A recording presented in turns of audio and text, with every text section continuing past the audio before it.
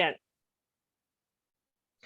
Welcome to Healing the Trauma Within. In this session, I am speaking with Samantha Laycock on the healing benefits of blogging. Let me tell you a little bit about Samantha.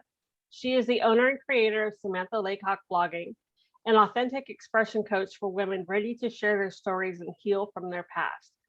She's 35 years old, mother of 3, a wife of 15 years, a sexual assault survivor, and a big advocate for sharing your story through blogging. Welcome, Samantha. Thank you. I'm so excited to be here. Well, I'm excited to have you here because I am so big about sharing your story, and blogging is a great way to get it out there. Yes, it really is. I'm hooked. Everybody should have a blog. Well, let's start with how did blogging help you tell your story? Yeah, so actually I started blogging in 2014, and the reason I started blogging was to share my story. So I was sexually assaulted in 2003, and I had kept it a secret. So I had told my husband when we met in 2005, but he was the only one that I ever came out and actually said it to. And so in 2014, we made a big move. We moved provinces in Canada, and I remember telling my kids, my son, who was I think around 6, and he was just like, "Oh, I'm moving and I'm not going to have any friends." And I was like, "It's okay. You can reinvent yourself. Nobody knows you. Be whatever you want. Do whatever you want. This is your chance to reinvent yourself." And so we moved and we got situated. The kids were in school, and all of a sudden it was like, well, I can do that. Why can't I reinvent myself? And up until that point, I mean, that was 11 years and it had been a secret. And I had never dealt with any of the trauma that comes with it. And so blogging was suggested to me. I had always been a writer. And blogging was suggested to me by my sister-in-law. And she was like, just do it. Nobody's going to read it. Just think of it as a journal and just write. And I was like, okay, why not?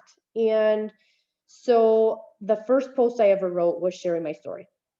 I just went in and this is what had happened to me, and I shared it. And I just happened to be part of a new local moms Facebook group.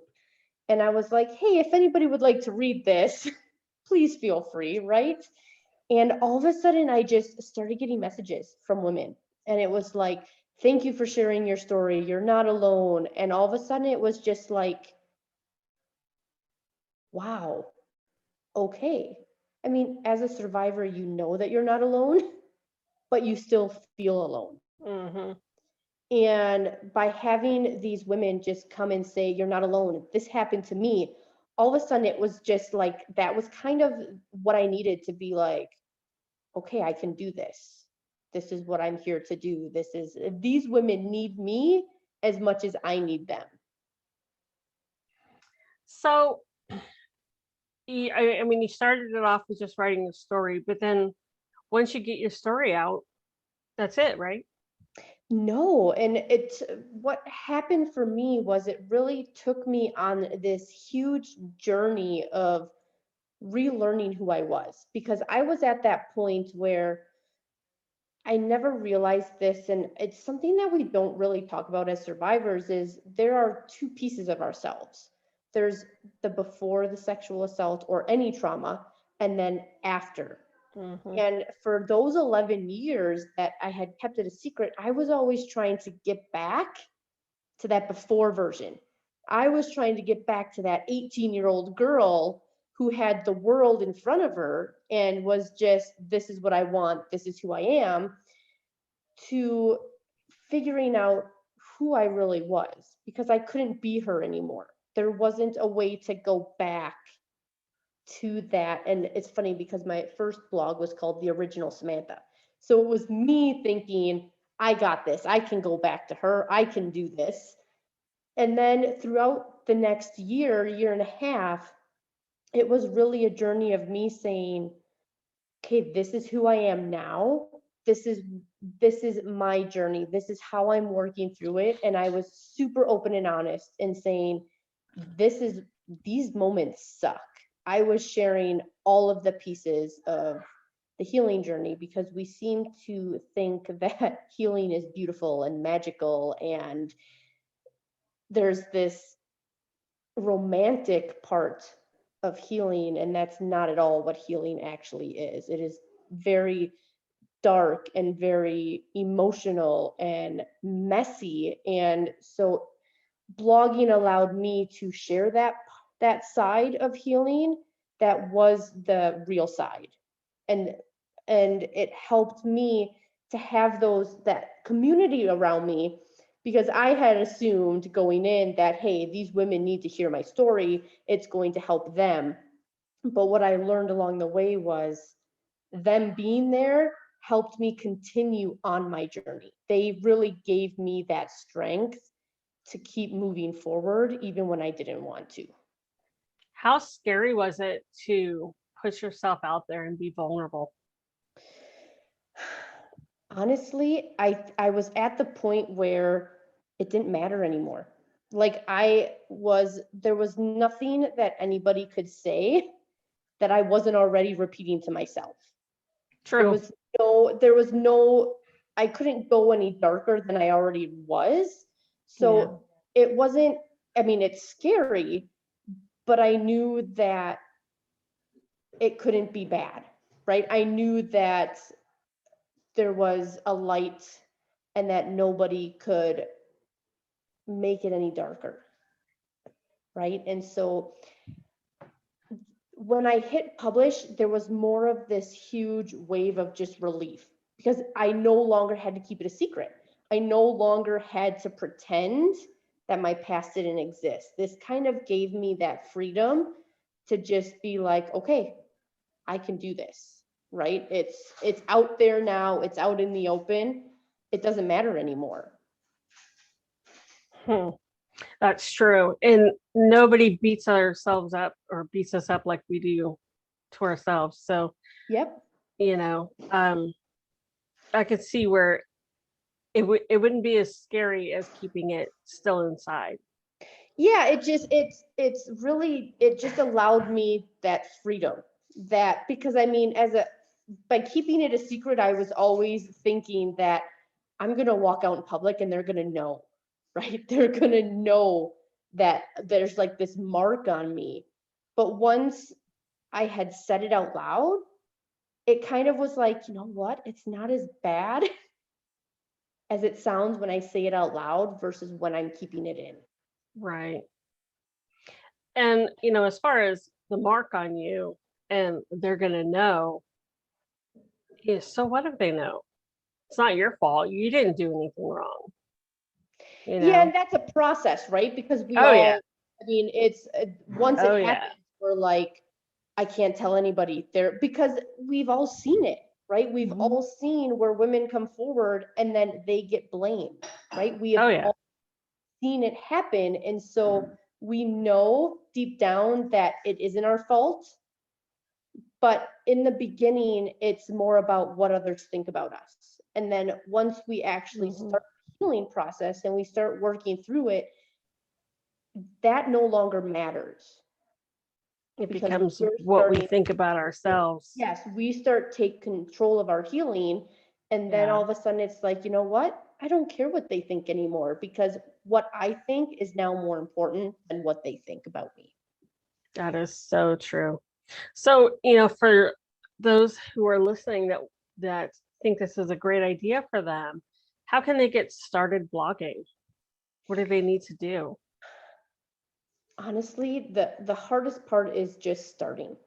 And it's really about figuring out the why, right? Why do you want to share this story, right? And you're going to need to know that, because you're going to come along points where you are at that point where you're just like, I can't do this anymore. I am done. Even if it's just one person that says something negative to you, that doubt is going to creep in.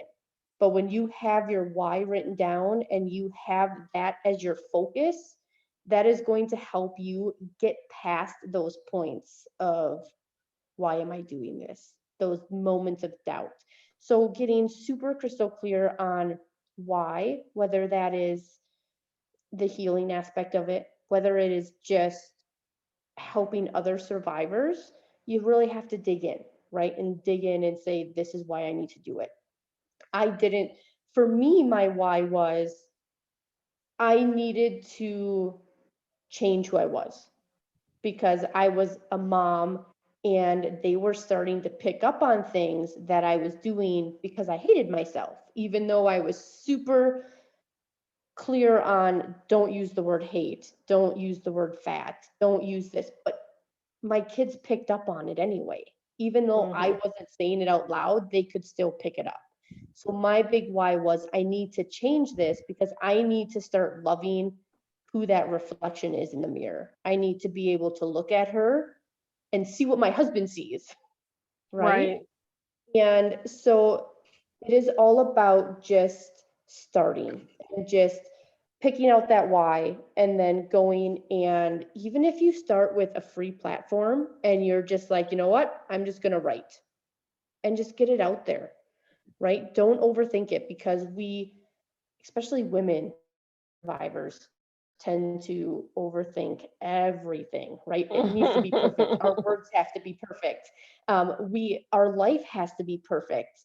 And sharing your story isn't about being perfect. It isn't about, um, it's about taking that step forward. It is about being brave and saying, you know what, this happened to me, but go deeper than that because you have this amazing Me Too movement, but there's so much lacking with that movement because you have women coming forward and saying, me too, this happened, but then what? Right. And blogging gives you that opportunity to be the voice of someone else.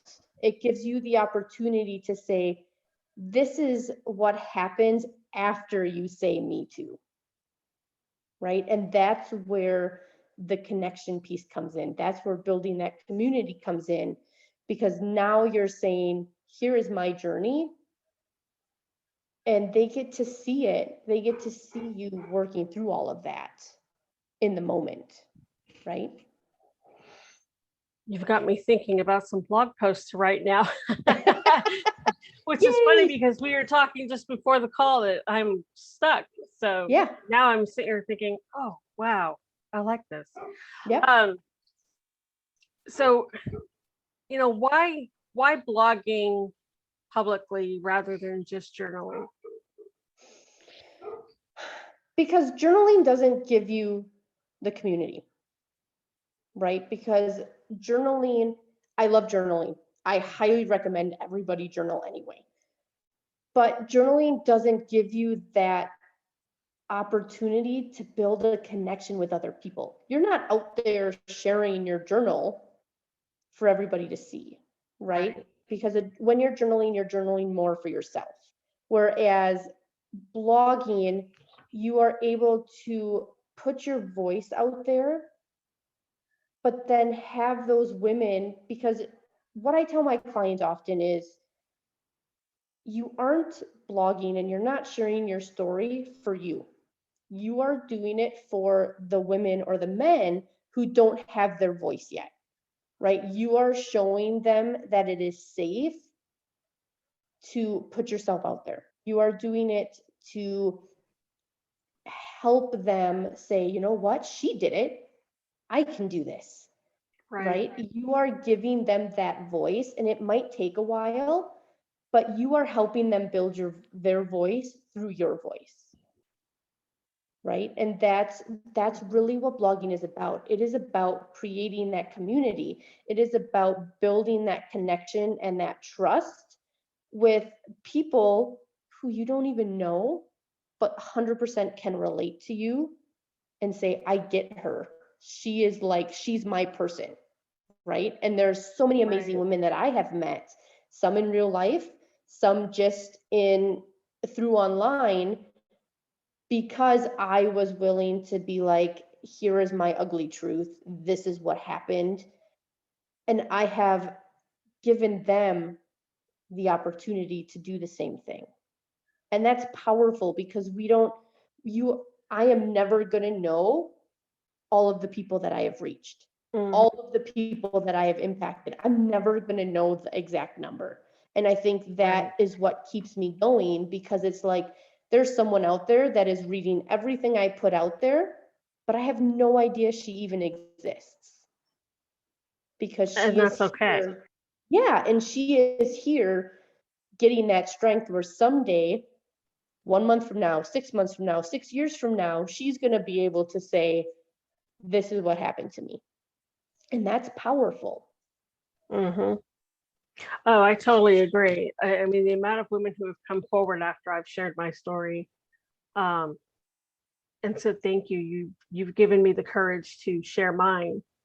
Yep. Um, and the amount of people that I've just seen sharing theirs after they've heard my story without saying anything is just amazing. And it makes me feel good to know that I've had that impact on others to help them get going on their healing process, their Yeah. healing journey. Even if Because they're just sharing it with that one person, yeah, right? They're still taking that step, and they're still saying, this is what happened, right? And that's the hardest part, is just taking that first step and actually saying the words out loud. this happened to me, right? And that is the first step in healing, is Yeah. admitting and accepting that whatever happened happened. Yeah, and that's what I learned, because through those 11 years, I never grieved, right? I never grieved the girl that I had lost. I never grieved Right. the future that that girl had. I never, and it wasn't until I was able to publish that blog post that it was like, okay, now I can start. Now I'm admitting it. I can actually start the grieving process and because you can't heal until you go through all of those, right? Hmm. Until you start and you say, this is me, this is my past. And then all of a sudden you're going to start letting in those little healing moments that you might not even realize you're healing from, right? Right. Because you're going to look back and all of a sudden, like for me, it was those 11 years, but I can look back even in 2014 and be like, okay, this is how far I've come from 2003. Right? And then, oh, look at 2006. This is where I was. This is where I am now. Even when I look back now, 2014, look at how far I've come Hmm. since then. Right? And you might not even realize how strong you are until you start looking back. Oh my goodness, that is true. That is a very true statement. Um, and while, anybody who's followed me knows that I'm all about moving past your past, you still have to look back at it Yeah. in order to heal from it. You don't have to live in it, you don't have Nope. to cling to it, but you have to look back at it, almost like looking at a photo album.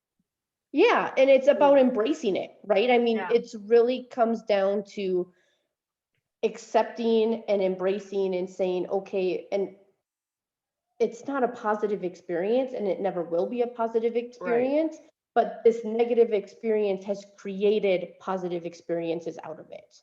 And by Exactly. being able to look back and say, this happened, but look at all the stuff that has happened since, that's when you're going to really start getting that perspective of saying, okay, I'm okay. I've done this since then. I have done this. And you're going to be able to really start gaining some of that. Okay, I'm not as bad as I thought I was, right? In the healing process, I'm further along than I thought I was. Yeah, absolutely. Well, Samantha, this has been fantastic. Thank you so much for coming on and giving us this platform where we can share our stories. And I personally believe that blogging and journaling is incredibly powerful. Um, it's a great way to just get it out of your head Yes. and get it And out you're going there. to work through the things as you're writing, right? Right. You're going to be like, oh, well, look what I learned. And then start adding that. And it's going to be like, well, here we go. Right? Yeah, exactly. You start writing something and it's like, oh, okay. Well, now that makes sense. Yes. That makes sense. Because it just pops up and you had no idea that whatever it was Yeah. there until it just pops Yeah. up and shows its ugly little head, and you're like, all right, I get it now. Now I can work Yep. on healing you. Yes. And we'll go find something else to heal. Yep. Yeah. All right. Well, thank you so much. And for those listening, thank you for joining us. And we will talk to you in one of the other sessions.